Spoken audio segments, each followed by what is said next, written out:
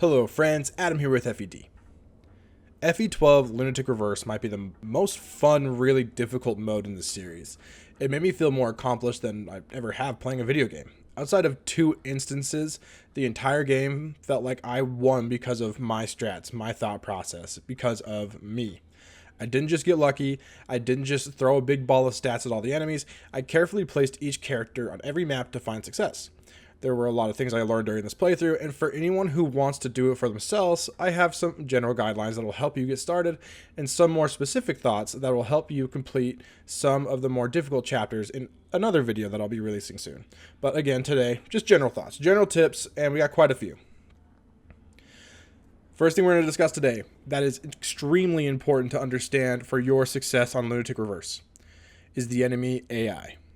You need to understand how it works and how to manipulate it, really. And if you could do those two things, the whole rest of the game really opens up and you really kind of understand. You'll really just have more success is all it comes down to. So the key to success in the early game and the late game, like I said, is manipulating the enemy AI to attack who you want them to attack.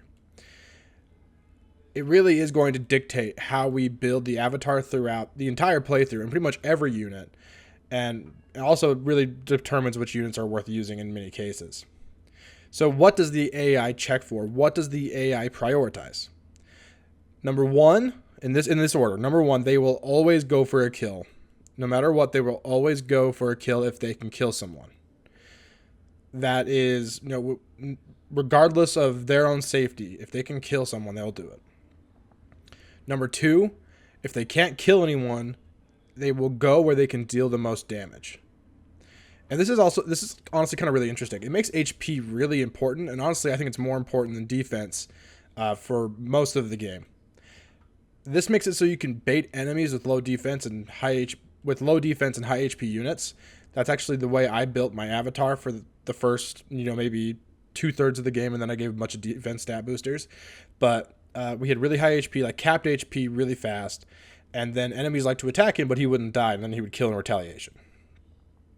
And another note on the dealing the most damage, the enemy assumes a 2% or higher crit chance will land every time. So they calculate the damage as if that crit is going to hit. And understanding that is extremely important because there are times where you have a weaker unit that you think they're going to target, but they'll go after someone with higher defense or something like that, just because they have a higher crit chance. So, and units like Sirius or Michalis that have low luck bases are very prone to being targeted for this reason. And finally, if a damage and crit chance are the same for all units in range and no kill is possible, which all that happening is super unlikely, then the AI seems to prioritize survivability, though I'm not entirely sure if that's correct. But that's neither here nor there. That's probably never going to happen in your playthrough. So, with all that in mind, we're going to now talk about avatar creation. Now, this is a subject I'm not super comfortable advising on. I have what I did. I'll share exactly what I did. And I will also share kind of like the general discourse that I seem to see on like Serenus Forest and Reddit and other places that I've looked around after playing through the game. What they say is like the best avatar build. But first, again, I'll talk about mine. So I chose Fighter for early one rounding and for a high HP strength and honestly a pretty decent speed base. This class lacks defense, but that really just makes it easier to have AI attack your avatar. It does make for a sort of rough prologue in spots because you are going to... it makes it a little more turtley, but also your avatar is going to be doubling in one rounding a lot sooner than other classes would. Also, you're going to have a great axe rank for Pirate and then Draco Knight post-promo, which that was like my big motivator, is that as soon as he promoted, I was going to change him into a Draco Knight with reclassing and then have access to this like really good axes. You could use silver axes really quick, and that was really important to me. Now, as for the past, present, and future, I did Noble's Child, which gave him +2 speed and skill, and then I did Diverse, which gave him +1 strength, and then for his future, I did Humane, which is a +10% defense growth, which I only did just so he wouldn't get like too squishy. The future is probably the least important. as far as it goes because it doesn't affect your base stats at all. But I really wanted the +2 speed for early doubling and then the +1 strength to make sure I one-rounded as soon as possible, which is super, super helpful for Prologue. And really, it made kind of a glass cannon, but with like a lot of HP as well. So he didn't die super quickly, but he took a lot of damage, which means enemies pretty much always wanted to attack him, which is great. So even once I got access to hand axes in like chapter 1, he was one-rounding stuff, and it was really good. Really, really good. That being said, for chapter 1, I did reclass him to a Cavalier. And I did this, I also gave him an Angelic Rope. And I did this so that he would have higher mobility for better positioning while baiting all the pirates and brigands or ruffians or whatever they're called. And I also gave him, and also for the defense that Cavalier provides. It's just made for more consistent stuff, and it made so he could take two rounds of combat with the enemy, because all the enemies have, silver axes and stuff in the prologue. It's just ridiculous. Once he was promoted, though, well, actually, I guess I should mention that after chapter 1, he went into the pirate class for better stats, for water walking ability, and for chapter 3 especially, which is a lot of water, and it made it so he could use the avoid buff from the sea to take on a bunch of Draco Knights and stuff. And I wouldn't say it's necessary, but it felt necessary at the time, and it was really good. Once promoted, I did have him go Draco Knight for the majority of the game, until the class's poor speed cap forced me to change to Berserker to start building that stat for late game. I still want him to be able to use axes, and Berserker has a pretty good speed cap and good, and honestly, really good strength cap, of course, of 30. So that felt like the play. He really wasn't able to double stuff, though, consistently in the last couple of chapters because of the Berserker stat cap. So at 28, you're not going to... There's a lot of enemies that start having 27 speed or higher once you get to late game. And by late game, I mean like the last 3 chapters. And that is when he stopped being able to double. Like, it was literally impossible. But, I mean, at that point, it's literally impossible for anyone to double those enemies. But I was able to get around that by forging a Brave Axe, and then he would still one-round stuff pretty regularly. And he still doubled some stuff, like the Mage Dragons, he doubled. Of course, like any General or Armor Knight laying around, he doubled. But anything else, he pretty much couldn't. So that's what I did, and it worked really well for me personally. But I understand that might not be the easiest way to go. So the general discourse that I see on the internet seems to be that Armor Knight is the most reliable starting class for the prologue. And then once you get to chapter 1, you switch to something else, something like Cavalier, something with a higher mobility and better stats overall. Regardless of which class you choose, you're going to want to reset for decent level ups in the first few chapters of the prologue. I don't know anyone that doesn't do this. Except for maybe there's probably some madman who tried to Iron Man this game or something and made it through like a few chapters or something. I don't know. But you definitely want to just reset for decent levels. And the prologue is perfect for that, especially the first few maps, because they're so fast. They're so quick and snappy that it doesn't really hurt that bad to reset as far as time goes. Like kind of a general rule as far as level ups go, you really want to see like HP, strength, speed, and defense on your avatar. Unless you're doing a magic avatar, then I guess you want magic instead of strength. But why are you doing a magic avatar for your first Lunatic reverse run? Like it's just a lot harder. Just really great customization with the avatar. Allows you to do a lot of different stuff, but that's number one, what I did, and it obviously worked for me because I beat the game. And then that's kind of like the general thought.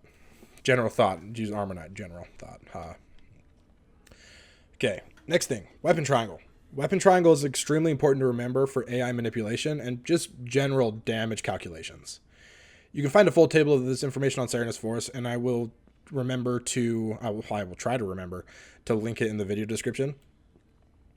But just kind of generally how it goes. Because all enemies have an A rank in their weapon type on Lunatic and Lunatic Reverse, when they have Weapon Triangle advantage, they're always going to have a +1 damage multiplier, just +1 damage. And if they are attacking you and you have weapon disadvantage, you'll do -1 damage because they have the A rank.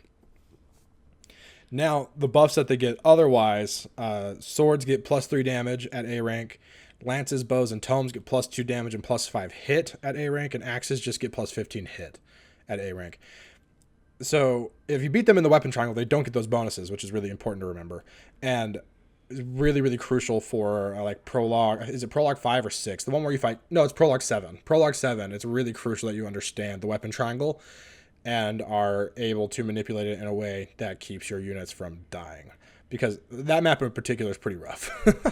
So yeah, keep that. You want to keep the weapon triangle in mind. Even if you can't remember it, just pull up a tab with Serenus Forest and just have it in front of you, ready to go. Okay, stat benchmarks and chapters. This is kind of a really important thing to understand. So this game gives you tons of leeway with your stats. You're able to affect it in a lot of different ways between the Rainbow Potion and reclassing, that you can generally reach stat benchmarks with just about anyone at any time.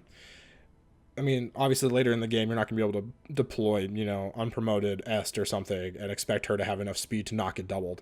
But you get the point.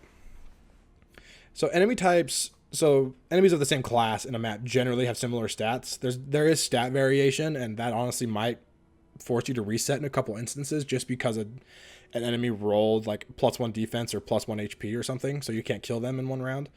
But overall, their stats are generally similar, especially towards the late game. I feel like the variation stops being a thing. It just kind of starts to settle into a very, a Swordmaster has this stats, like this much HP, this much defense, this much speed, all that kind of stuff.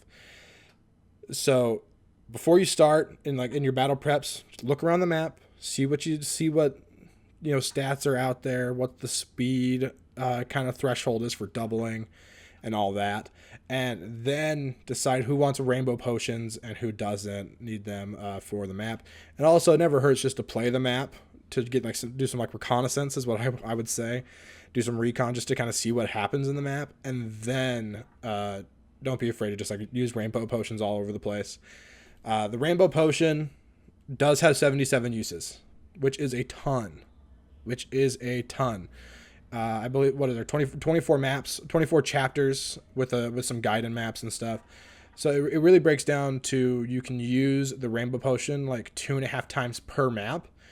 But later on, you aren't going to be needing the rainbow potion as much. So using it early is always is a good thing. And the reason it's not useful later is because once a unit is at their stat caps, the rainbow potion can't take them past the stat cap. So for instance, if your Chris is a berserker and he's at 28 speed, which is the berserker cap, using a rainbow potion isn't going to give him 30 speed. It's just not going to do anything to his speed, but it'll give him +2 to other stats that aren't capped yet. So that is important to remember. So early game rainbow potion is don't be afraid. Just use it. 77 uses is a freaking crap load. Next thing is buyable stat boosters are another great way to meet stat benchmarks. So you can buy 3 of every type of stat booster, save boots, in the battle preps armory. I particularly like to use an angelic robe or 2 for chapter 1, just to make it so Chris can, or the avatar, whatever, can survive more than one round of combat on enemy phase, and therefore just makes that map, there's just a lot less pressure on that map if you do it that way. So and then obviously you can buy speed wings and energy drops and magic dust. Or is it called spirit dust, magic dust? Either way, that one is really great later on to get if you need some magic damage, especially to kill Garneth. You're gonna want a decent magic stat so that you can kill Garneth in one crit. Because you probably are just gonna have to rig a crit. There's some shenanigans you could maybe do if you say you have Militia, Etzel, and then Zane, and then maybe trade around Starlight, and you can just attack him 3 times, and that would work, I guess. But that's a lot harder to set up than just critting, and there's a save point right there. So regardless, you can buy stat boosters to meet stat benchmarks, and that's really good. Also, reclassing is big for that as well. It affects all of your stats. Class bases are very varied, and for the most part, I mean, Paladin and Wyvern, not Wyvern Lord, Draco Knight are basically the same, which is funny. But Paladin has better has better like caps though, which is funny too. Anyways, let's get into reclassing. Reclassing is just amazing. Weapon ranks are a thing to always keep in mind though, early game especially. So like before you're promoted, weapon ranks are trash when you switch between classes with different weapons. But once you promote, those weapon ranks become less of an issue because you have classes like Swordmaster and Sniper where your weapon rank goes straight to C for their weapon type, which means you can use killer weapons, steel weapons, and even if you just use one arm scroll, which you get plenty of arm scrolls, I feel like just one arm scroll, you're using silver weapons at that point, and you're ready to go. So that is something to keep in mind. Flyers are great for most of the game, but they have really bad caps for the last, I don't know, maybe like 5 chapters, or maybe even 6 or 7 chapters, maybe even more than that. Actually, the last like third of the game, flyers kind of start to fall off. They're still super useful because they can go everywhere on the map, but not being able to double is hard. Draco Knights cap at 23 speed, so they just aren't going to double after a while. That being said, there are Falcon Knights. There are a couple of Legion whips you can get, and Falcon Knight has a 26 speed cap, which is a lot more workable, especially if you have the Star Sphere laying around. But after Chapter 20, you just don't anymore, which is sad. But yeah, Flyers, really good for most of the game. Late game, they kind of fall off. So your best like end game classes are like Swordmaster, Sniper, and Berserker are really great. Horseman even has really good caps, but the bases are kind of bad, so you need to train in it to get those stats up. But it also doesn't have the best rank bases, so that's something to consider as well. But overall, those are probably like the better endgame classes. I'm trying to think. Paladin is still good because it's the high mobility, but not going to double anything. But their speed cap is high enough to not get doubled by most things, so that's a good thing. But yeah, all right. Now let's get into characters. Must use characters. I mean, it's Fire Emblem, so I'm sure you can beat the game using just about anyone. But these characters, in my opinion, are must use. They make the game way easier, and not using them would just like be actively a detriment to your playthrough. So Chris, obviously the Avatar, best unit in the game. Pretty much every strat revolves around them for a very long time. Yeah, Chris is amazing. I don't think that's a debate anyone's willing to have. In the opposite side of, he's just really good. Next we have Marth, who is actually really good in this game. He'll be your best bet at taking out the final boss with Falchion. Just make sure that with the Binding Shield, he has 27 speed, so he doesn't get doubled by the final boss. That can be accomplished with the speed stat of 23 and a Rainbow Potion use as well, rather than just getting him to a speed cap of 25. But he needs 27 speed by the end of the game, so if you need to give him speed wings or something, like whatever it takes, he needs that 27 speed, or he's just going to get wrecked. Next is Katria. Aside from Chris, Katria is probably the best growth unit in the game. She has C rank and lances to start, so that's pretty good. She's close to getting that silver lance going. But I usually change her to a Cavalier early on for the Lady Sword, which is a 12 might weapon that is E rank that can only be used by women. So Cavalier gives her access to that, and it's really good. As far as promotion goes, though, I prefer her as a Falcon Knight over a Draco Knight for the better speed and also for access to the Lady Sword when needed. And later in the game, I decided that Swordmaster would probably be better overall just for the ability to double everything. Aside from the 27 speed enemies, there's some fire dragons that get up to like 27 speed. And then obviously Swordmasters and stuff, you can't double those either. But just Katria is insanely good. I think it's again detriment if you don't use her. I think really good candidate for the growth drop as well. Pala, Silver Lance at base. That's really all you need to say about her. Also, she's a contender for the first Master Seal.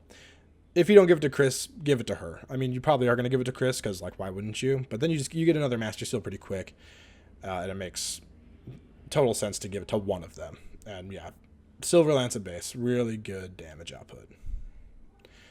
Now, Aaron, at least is kind of like your early game must-use pick, and it's kind of obvious though. He has Silver Lance at base, which is really important. He will be your highest damage dealer outside of Chris until Palace shows up and until Katri gets going. And maybe a couple other units in between. But Aaron, for the first couple chapters, is crucial. I pretty much always make him a Draco Knight to really make the game just easier for you. All right, next we have Militia, or Militia. I always call her Militia. I'm not sure how it's pronounced. The staff girl you get in Chapter 1. Really, yeah, staff her out of 10. She is insanely easy to train. Her staff utility alone makes her one of the best units in the game. But post-promotion, she can even do some 11 sword shenanigans as a sword master or chip with basic magic weapons. Unless you desperately need A-rank staves right that moment, Sage is a better class for her than Bishop. Also, she can use Hammern, and she's the only person that can use Hammern until the final chapter. So that's a win. Really good. Last unit I'll talk about, and probably the least must-use unit on the must-use unit list here, and that's Etzel. His weapon ranks are awesome. He comes with B tomes. That's Excalibur at base, which means he can one-round the flying dragon things, the worms, at base, which is insane. He has D-rank staves, meaning men to start, and with a little work you can get him to, the higher ranks to be able to use stuff like Again, and Fortify, Recover. Really good staves.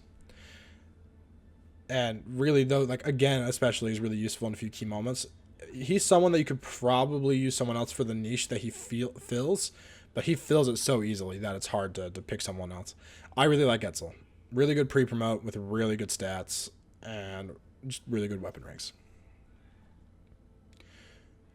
Okay, just 2 more sections we're going to talk about in today's video, and then we're going to move on. And then we're going to be done. This is getting long. Staff units. Or not staff units, but staffs is just in general. Lots of useful staffs in this game. Like Thracia, but on Lunatic and Lunatic Reverse, there are no warps and no silences. So your biggest staffs are going to be Rescue, Again, and Hammering probably. So Rescue is really big. Make sure to have at least 4 uses for endgame, by the way. That being said, you don't need to be afraid to use it throughout your playthrough. You get 2 rescue staffs, both have 5 uses each, and you have a Hammern with 3 uses to repair them fully. So don't be afraid to use it if you need to. Even like the chapter that you get the rescue staff, it comes with Yumina. So that's chapter 4. Yeah, chapter 4. That chapter, I wouldn't say it may not be necessary, but it makes it a lot easier if you use the Again staff. Not the Again staff, the rescue staff. So don't be afraid to use it. The Again staff is also crucial for some tough spots. In particular, I'm thinking the 2 chapters until the end. What chapter is that? What is it called? I can't remember what it's called. But chapter 22, the Again staff is really clutch. And there's some other moments as well where the Again staff will be nice. And again, don't be afraid to use it. You think all 3 uses it's going to break so quickly, and it will. But that being said, you do get 2 Again staffs throughout your playthrough, and again, you have Hammern to fix them if you need to. Just again, make sure for the final chapter, I would suggest having at least 4 rescue uses left, and at least 1 Again staff, probably 2 Again staff uses for the end. Okay, and that's really like the only. Those are the 2 major things with those staffs. Really important to keep them around. But again, you have Hammern, so don't be afraid to use it. Just make sure you repair them before they break. Finally, let's talk about foraging really quick. This isn't something that I honestly didn't utilize foraging as much as I wish I would have on my full playthrough. But it is really important for the mid to late game especially. And there's probably moments in the early game where it's probably really important as well. I just kind of didn't take advantage. So dragon slaying weapons is really where it's at with foraging in this game. You have the whole Henri's Way stuff where you just fight dragon after dragon after dragon, and it gets kind of insane for a while. So having like a dragon pike that you can give to your wyverns, your Draco Knights and your Falcon Knights, to hopefully, if you're able to put enough might on it, one-shot the wyverns and stuff, especially the worms who have really high speed and you're probably not going to double. That's really, really good. Of course, you got the sword worm slayers, which are honestly, I think they're less useful for some reason, just probably because the class they're tied to, but still good. And then for the last 3 or 4 chapters, because it's so hard to double enemies, forging brave weapons can be a really great way to mitigate this issue. So forging a brave weapon, like a brave axe for a berserker, or a brave lance for paladin, or for Draco Knight or Falcon Knight, can be a great way to mitigate the speed difference and make it so you can still one round. So, yeah, those are like, after playing through the game, those are my general tips and thoughts, things you should probably understand playing Lunatic Reverse. If you have questions, feel free to put them in the comments of this video. I will either make another video if it's a good enough question, or like one that needs a bigger response, or I will just answer it in the comments, or someone else can if someone knows what they're saying. No, someone who actually knows what they're talking about wants to jump in there. And stay tuned for the future video that I'm going to make about a specific chapter guide for some of like the more tricky maps, like maybe Prologue 7, Prologue 8, other early game chapters, and just some really tough maps later on that just want to give my thoughts on. So yeah, thanks for watching. Please subscribe, like the video, and I'll catch you next time, friends.